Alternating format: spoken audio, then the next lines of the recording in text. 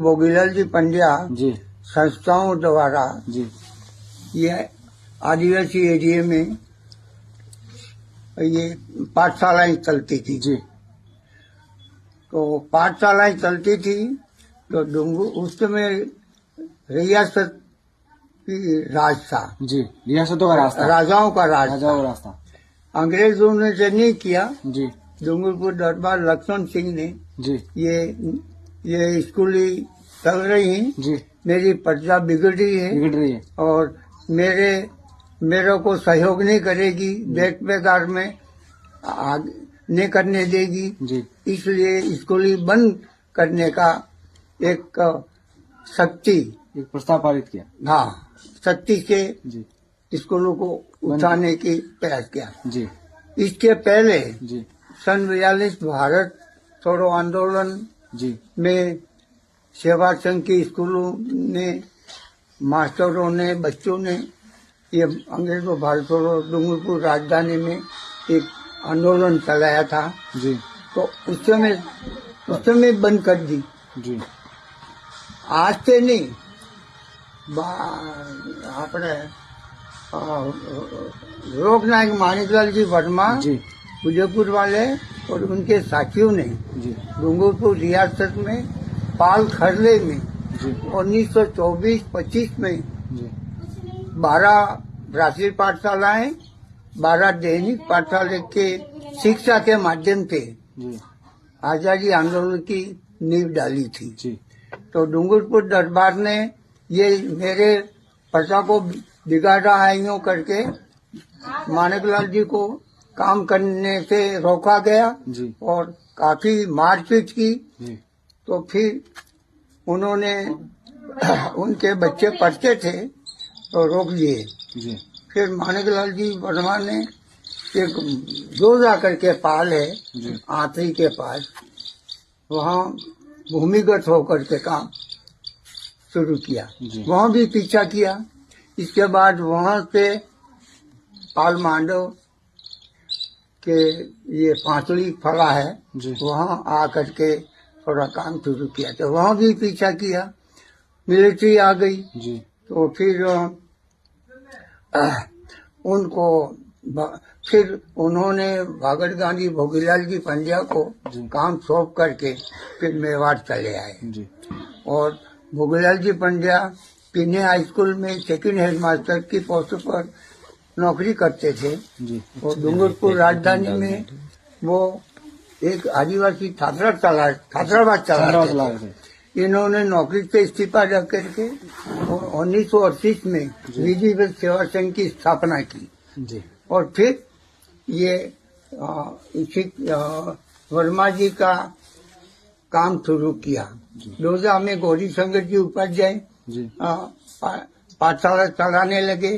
जी हरिदेव जी जोशी जोत्री में जी पाठशाला चलाते थे। और बोखला पाल में जी चंदूलाल जी गुप्ता चलाते थे।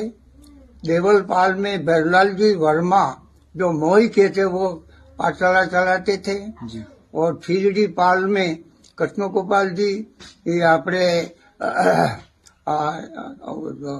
ये खडले के पास गांव है वहाँ के थे। जी और रतन जी भाई पटेल तली पाठशाला चला रहे थे। जी और माणिकलाल जी शर्मा शर्मा गोवा कलेरिया चला रहे थे। जी दीनबंधु जी, सुखदेव जी हमारे यहाँ पाठशाला चला रहे थे। जी तो 1942 के अंग्रेजों भारत छोड़ो इस आंदोलन में शरीक हुए तो उस समय स्कूल ही बंद कर दी जी सख्ती से। जी तो फिर पंड्या जी, जोशी जी, उन्होंने सोचा कि आदिवासी बच्चों को पढ़ाया जाए और उनके हाथ में काम दिया जाए तो ये हमेशा चलेगा। जी तो फिर 1942 में 15 तो बेसिक स्कूल विद्याभवन में भर्ती किया लड़के, जिसमें मैं हूँ। जी और 9 लड़के दिल्ली हरिजन उद्योगशाला में भर्ती किए। जी बाकी शेष रह गए 30-35 लड़के। तो भगत सिंह जी मेहता उदयपुर के हैं जी थे, उनके जिम्मे मोगरावाड़ी में वनवासी छात्रालय खोल करके ये अभी रोशन जी पब्लिक स्कूल है वो छात्रालय था, जी तो वहाँ 40 पढ़ करके 1946 में वापस स्कूल खोली डूंगरपुर में। जी। हम सब मेरे को गांधी आश्रम बापा छात्र व्यवस्थापक बनाया जी। और हरिजन स्कूल में पढ़ाता था, हरिजन स्कूल में पढ़ाता था। जी। तो मार्च तो महीना 1946 में ये कटारा बोलते हैं, साबला और निटो गामड़ी जी। क्षेत्र को कटारा बोलते हैं एरिया। जी। तो कटारा में अकाल पड़ा हुआ था, जी। अकाल पड़ा हुआ था, फिर भी जबरदस्ती लेवी वसूल कर रहे थे। जी। तो हमारे साबला के रहने वाले देवराम जी शर्मा जी। जो डूंगरपुर राज्य पटना शाखा मंत्री थे, जी। उन्होंने एक जन आंदोलन शुरू किया, वो जो कटारा आंदोलन के नाम से मशहूर है। जी। इसमें हम सब ने भाग लिया। तो डूंगरपुर दरबार ने कटारा को अशांत तो घोषित कर हम सबको विजय पलटन के घेरा डाल करके बड़ी बुरी तरह से शरीर पीड़ा के साथ अरेस्ट करके जी। जेल में डाल दिया। जी। मेरे साथी देवराज हमको देवल किले में बंद कर दिया। देवल किले में। और इसके वजह से डूंगरपुर राज्य में आंदोलन हो गया। आंदोलन तीव्र गति से चलने लगा। जी। आंदोलन का प्रभावी आंदोलन चलने से डूंगरपुर दरबार बन गया न हमको रिहा किया। जी। इसके एवज में डूंगरपुर राज्य प्रथम अधिवेशन 46 में 1 अप्रैल से शुरू किया इसके विरोध में। तो उसमें सिर्फ 5 दिन से तो चला और इसके राजस्थान के सभी नेता आए और उसके प्रतिकार में भाषण वगैरह दिए। जी। तो फिर ये दरबार ने फिर एक जुलूस निकाला। जी। तो फिर अपने सम्मेलन के जी। अंत विसर्जन के बाद एक जुलूस के रूप में हम डूंगरपुर राजधानी में घूमे। जी। लाल शंकर करके एक विद्यार्थी था, उनके साइकिल पर तिरंगा झंडा था। जी। डूंगरपुर के एक बोहरा जाति के था, उन्होंने झंडे को उतार के फाड़ के जला दिया। इसको झंडा कांडा आंदोलन कहते हैं। हाँ, उसमें हमने भाग लिया। तो काफी जोशी जी, शिवलाल जी कोतरिया जी के नेतृत्व में हमने भाग लिया और काफी धरने दिए। फिर ये डूंगरपुर दरबार झुका और डंडा चढ़ा करके फिर माफी मांगी, सब आंदोलन खत्म हुआ। जी। इसके बाद सन 1947 में ये स्कूल कल्पी थी। जी। और आदिवासी कार्य मास्टर थे। जी। तो 19 जून 1947 को फिर यही अभियान चलाया डूंगरपुर दरबार ने। जी। तो स्कूल बंद करने का। जी। सबसे पहले पुनावाड़ा हमारे शिवराम जी मास्टर थे जोशी के। जी। वो रामापत्तू के घर स्कूल चलती थी। जी। वहाँ मिलिट्री गई और उनको स्कूल बंद करने का मतलब आदेश किया, नहीं बंद किया तो उनको पीट करके जंगल में छोड़ दिया। जी। तो वो खबर पासी डूंगरपुर आई। जी। और पंड्या जी, शिवलाल कोटरिया जी, गौरी शंकर जी, नगर सेठ कृष्ण जी जैन और कारूलाल जी जैन, ये गए और मैंने डूंगरपुर पद्मा मंडल का कार्यभार संभाला। अच्छा। तो वहाँ पुनावाड़ा जाते हैं तो वो दीवार पर खून के धब्बे थे। जी। और पूछा तो मिलिट्री ने उनको जंगल में ले गए।